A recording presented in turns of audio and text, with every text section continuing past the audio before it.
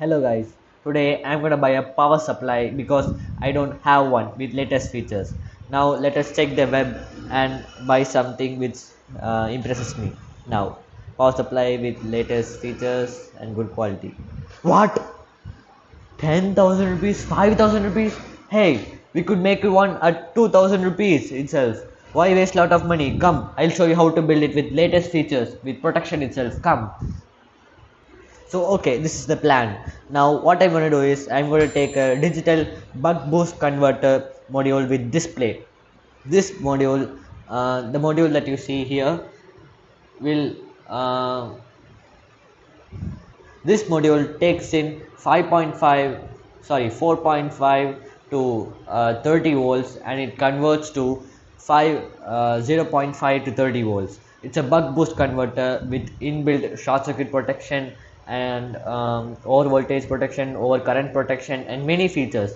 So only I selected it, which you will get at 900 rupees. Now then you need a 5-volt breadboard power supply, because you need you have this USB cable here, USB socket here, so you can plug it and charge your mobile or phone or anything. And you have also 3.3 volt and 5 volt pins here, so it's very easy. And then you need only this type of cables you need for connection, and a few alligator clips, and the main part, the 10 amps 12 volt power supply device, which looks like this. This is the power that I got for 800 in Messi Electronics here. So now let us start building it. Okay, now I am doing it.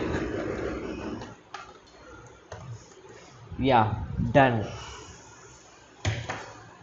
My power supply, yay, done for only under 2000 rupees. See, it has a built-in display with buttons and potentiometers to change the voltage or current, and protect with all protections.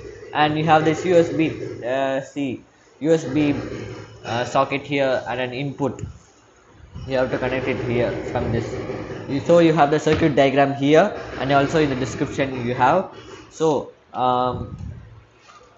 this cable should be connected here, because uh, from this only you take in the power. But I haven't inbuilt it, because in I haven't glued it to here, because this module can take only at most 12 volts. If you want to take 30 volts from here, this volts will also go to here, so it will burst the module. So only if you are working more than 12 volts, you should remove it and work. So these are the output pins, and you need a cable as thick as this. So you will get the components in the link below. I will post it. Now let us test each component. Now we have connected it to power. Now we'll switch it on. Oops. Now we'll plug it in. Now let's check how it turns on. Will all my efforts be nice? Now let's switch it on in 3 2 1. Yeah, it turned on. See, output it's giving 20 volts. Oh no, I have to minimize it. Good thing I didn't connect it here, or else it will have burnt. Now no output is 0 amperes, because no load is connected, and 20 volts. Now let us reset it. For resetting you need a screwdriver. Where's mine? Now all you need to do is that you have to you have to turn the potentiometer clockwise of the CV. Then the voltage will start differing. See, now I'll set it to 5 volts. Okay, 6 volts I'll set it to. Now I have set it to 6 volts, as you can see. By turning clockwise you could increase the voltage, and anti-clockwise. So what's the use of this potentiometer? It's used to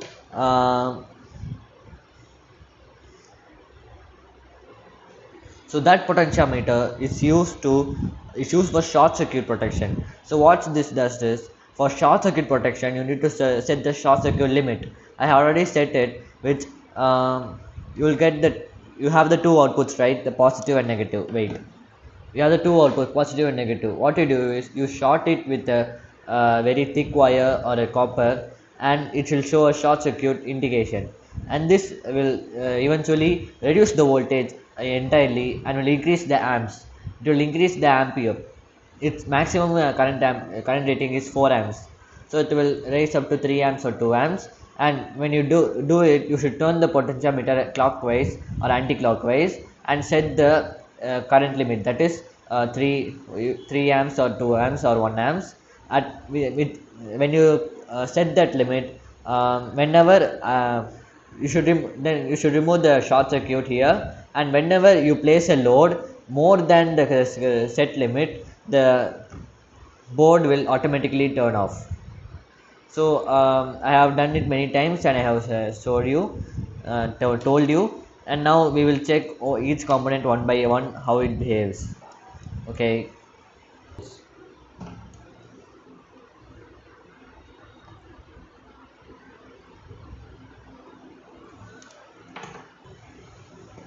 What? Okay, now I have set it to 5 volts and the LED glows. Yay! My project worked. And the breadboard power supply is also working and the LED is also glowing. And you can see that no ampere is being taken here.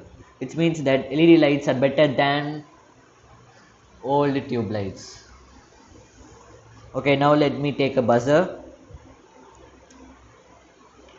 Where's the buzzer thing? Okay, I brought a buzzer here and I'll connect it here. What? Buzzer, is it dead? Oh, it's a passive buzzer, so it needs AC current to work. So I can't use this now. I'll take a DC motor.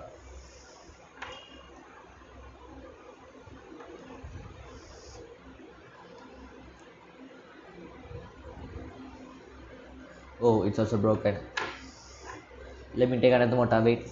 Okay, I bought a new DC motor. Now I'll connect it to the positive and negative. Hey, why is it not working? Should I increase the voltage or should I remove this? Why only LEDs work? Okay, leave that. Now we'll check the features of this.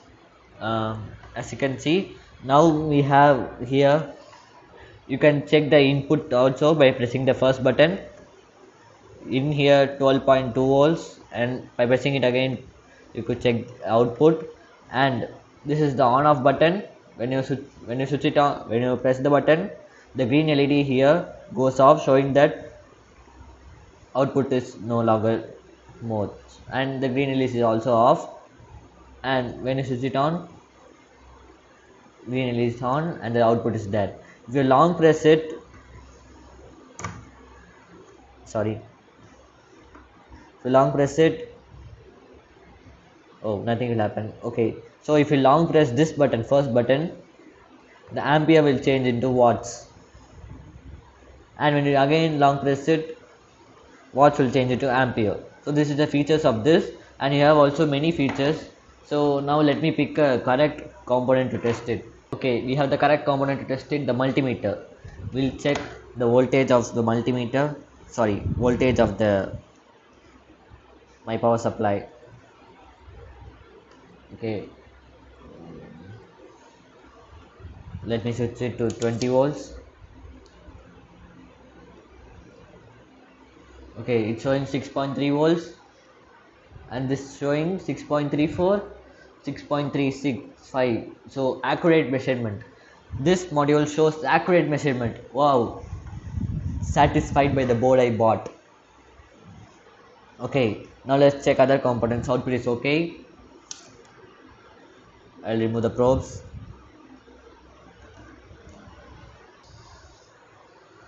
Okay, now we have bought a USB types, USB socket, showing it.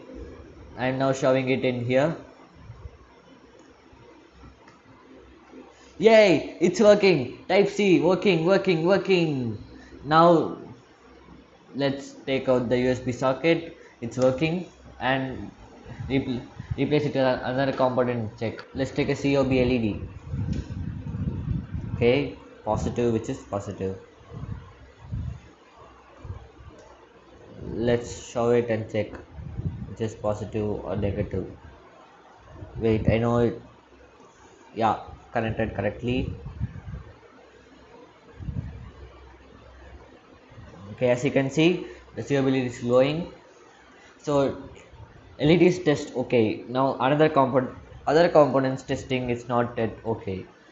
Now let's check another. Okay, we have a RTC module here. Now let us power it and make sure not to short it.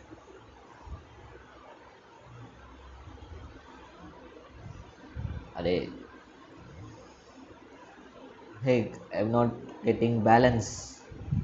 Okay, it's okay. I'll plug it there.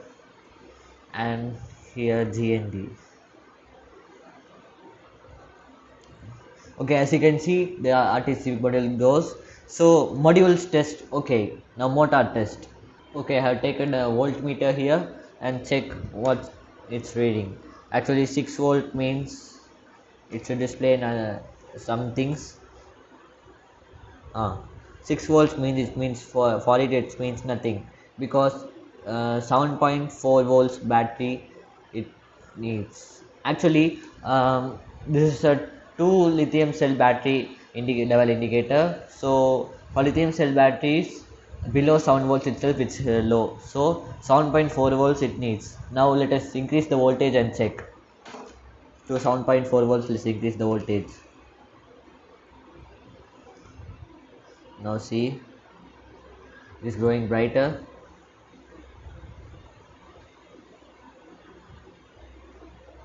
What? It's growing brighter. I think it's faulty. Okay, let us check motors. I think I had accidentally destroyed my motors while trying to do something that. So, okay, now the conclusion. This power supply I made is very pleasing to me and made me impressive, because the other power supplies that were available for 5,000 or 10,000, you could make it at a very low price and a very small board, just the size of your hand, size of your palm, not even hand. So you could make it your own power supply to at very low cost. So the features of this are, I will say it again, you have the USB socket here, and you can switch it on, switch it off. 3.3 volt, 5 volts output, and you have variable output till 30 volts here, and you can also switch it on, switch it off. Short circuit protection, over current protection, and many things protection. I don't know what things protection, but it has many protection I saw. You could view at the websites, particular websites. And the great thing is that this 12 volt 10 amp power supply has its is the best power supply. What am I talking about? This variable power supply, not 10 12 volt 10 amps, this variable power supply is the best power supply I have made. This has a variable voltage up to 30 volts, and it can output at most 4 amps. So I had made it with pleasure. So if you like this video, please like and subscribe to Rohit Roboter to support this improving YouTuber. Thank you.